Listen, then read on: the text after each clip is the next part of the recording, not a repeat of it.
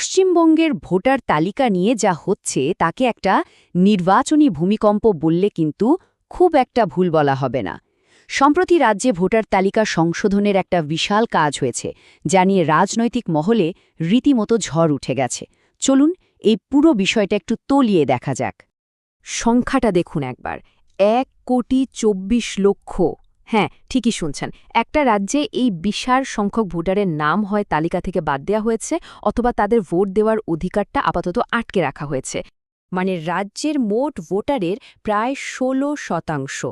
একটা বড় নির্বাচনের ঠিক আগে এত বড় একটা পরিবর্তন স্বাভাবিকভাবেই বেশ কিছু গম্ভীর প্রশ্ন তুলে দিচ্ছে। কেন এটা এত আলোচনার বিষয় হয়ে উঠেছে, আর এর পেছনে ঠিক কি কারণ আছে, চলুন ধাপে ধাপে বুঝি। তো চলুন প্রথমে এই বিরাট সংখ্যাগুলোকে একটু ভেঙে দেখা যাক। ঠিক কতজনের নাম তালিকা থেকে পুরোপুরি বাদ পড়ল, আর কতজনই বা একটা বিরাট অনিশ্চয়তার মধ্যে রয়েছেন। এই যে ১,২৪,০০,০০০, এর মধ্যে দুটো বড় ভাগ আছে। প্রায় ৬৪ লক্ষ নাম, মানে ভাবুন, সোজাসুজি ডিলিট করে দেওয়া হয়েছে। আর বাকি প্রায় ৬০ লক্ষ নামকে রাখা হয়েছে একটা অদ্ভুত অবস্থায়, যেটাকে বলা হচ্ছে বিচারাধীন। মানে এক দলের নাম পুরোপুরি কাটা গেছে, আর অন্য দলের নামের পাশে একটা বিরাট প্রশ্নচিহ্ন ঝুলছে। এখন প্রশ্ন আসতেই পারে যে এত বড় একটা কাজ এটা কিভাবে হলো, এর পেছনের সরকারি প্রক্রিয়াটা ঠিক কি? এই পুরো ব্যাপারটার একটা গাল ভরা নাম আছে, স্পেশাল ইন্টেন্সিভ রিভিশন বা এসআইআর। নির্বাচন কমিশনের ভাষ্যমতে এটা একটা রুটিন কাজ। লক্ষ্য একটাই, ভোটার তালিকাকে একদম পরিষ্কার আর নিখুঁত করে তোলা। আর এই কাজটা কিন্তু বেশ কম সময়ের মধ্যেই হয়েছে। নভেম্বরের ৪ তারিখে শুরু হয়ে ফেব্রুয়ারির ২৮ তারিখে ফাইনাল লিস্ট বেরিয়ে গেল। মানে সব মিলিয়ে মাত্র ১১৬ দিনের একটা বিশাল কর্মযজ্ঞ। এতক্ষণ তো গেল প্রশাসনিক দিক, কিন্তু এই প্রক্রিয়ার মধ্যেই লুকিয়ে আছে সবচেয়ে বড় বিতর্কটা। ওই যে ৬০ লক্ষ ভোটার যাদের কথা বললাম, তাদের অবস্থাটা ঠিক কি? এটাই হলো আসল প্রশ্ন। এই ৬০ লক্ষ ভোটারের নামের পাশে লেখা আন্ডার অ্যাডজুডিকেশন বা বিচারাধীন, এর আসল মানেটা কি? মানেটা বেশ গুরুত্বপূর্ণ। এর অর্থ হলো এই ভোটারদের নামগুলো এখন একটা পেন্ডিং ফাইলে আটকে গেছে। একজন বিচার বিভাগীয় অফিসার যতক্ষণ না সবুজ সংকেত দিচ্ছেন, ততক্ষণ তাদের ভোট দেওয়ার অধিকার কিন্তু স্থগিত। আর এই ৬০ লক্ষ মানুষের ভাগ্য ঝুলে আছে মাত্র ৭৩০ জন অফিসারের হাতে। একবার ভাবুন, চাপটা কি বিশাল। এবার আসা যাক বিতর্কের একেবারে কেন্দ্রবিন্দুতে।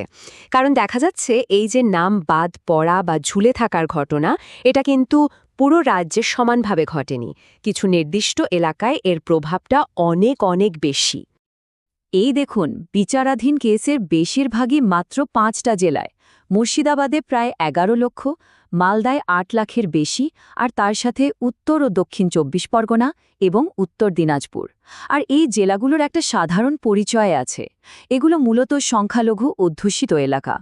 মানে রাজ্যের মোট বিচারাধীন ভোটারের প্রায় ৬০% শুধু এই ৫টা জেলা থেকে। এই যে একটা অসামঞ্জস্য, এটাই কিন্তু রাজনৈতিক বিতর্কে ঘি ঢেলেছে। স্বাভাবিকভাবেই রাজ্যের শাসক দল তৃণমূল কংগ্রেস এর মধ্যে রাজনৈতিক ষড়যন্ত্রের গন্ধ পাচ্ছে। তাদের ভাষ্য, এসআইআর-এর আড়ালে আসলে নির্দিষ্ট ভোটারদের টার্গেট করা হচ্ছে, যাতে ভোটের ফলে তার প্রভাব পড়ে। অন্যদিকে প্রধান বিরোধী দল বিজেপি বলছে এটা একটা সাধারণ প্রশাসনিক কাজ। তাদের বক্তব্য হল, তালিকা যেমনই হোক সেটা মেনে নিয়েই নির্বাচনে লড়া উচিত। তাহলে ব্যাপারটা কি দাঁড়ালো? একদিকে নির্বাচন কমিশন বলছে এটা একটা স্বচ্ছ তালিকা তৈরির রুটিন প্রক্রিয়া, আর অন্যদিকে রাজনৈতিক অভিযোগ হল এটা ভোটের ফলকে প্রভাবিত করার একটা ছক। তো এই প্রশাসনিক কাজ আর রাজনৈতিক বিতর্কের ফলে আখির হবে তা কি? নির্বাচনের ওপরের প্রভাব কতটা গভীর হতে পারে? দেখুন, পশ্চিমবঙ্গের রাজনীতিতে কিন্তু লড়াইটা হয় একদম হাড্ডাহাড্ডি। ২০২১-এর নির্বাচনেও এমন অনেক সিট ছিল যেখানে হারের জিতের ফয়সালা হয়েছিল মাত্র কয়েক হাজার ভোটের। তাহলে বুঝতেই পারছেন ব্যাপারটা কেন এত গুরুত্বপূর্ণ। যেখানে ২-৩ হাজার ভোটে একটা গোটা কেন্দ্রের ভাগ্য বদলে যায়, সেখানে ৬০ লক্ষ ভোটারের নাম ঝুলে থাকাটা পুরো নির্বাচনের অঙ্কটাই তো ওলটপালট করে দিতে পারে। একটা বিশাল অনিশ্চয়তা তৈরি হয়েছে। আর এখানেই আমরা আজকের আলোচনাটা শেষ করব একটা খুব জরুরি প্রশ্ন দিয়ে।